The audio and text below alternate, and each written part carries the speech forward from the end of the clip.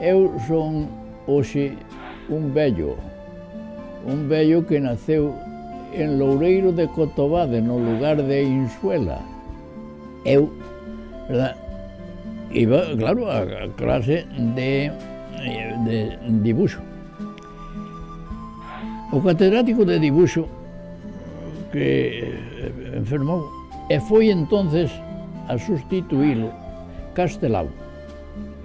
Desde entonces, este Antonio Fraguas foi un amigo de Castelao. Castelao pasaba: hola Fraguas, ¿qué tal? ¿Qué? ¿Cómo ves? Bien, bien, bien.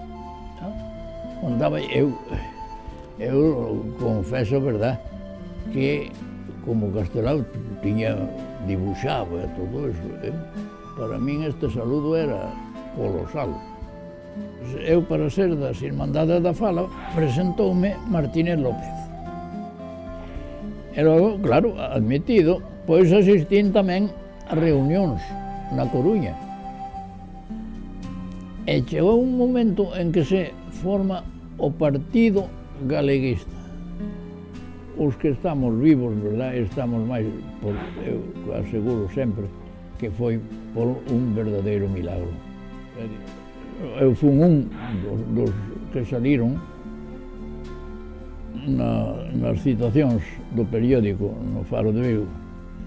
Antonio Fraguas se presentará en el juzgado militar de Pontevedra cando se celebrou a miña entrada na academia. Eu non quixen que fose solemne. Eu sustituín a Castelao, dicindo que non debera sustituílo nin eu nin ninguén hasta que viñese, verdad, unha persona tal que fose como Castelao.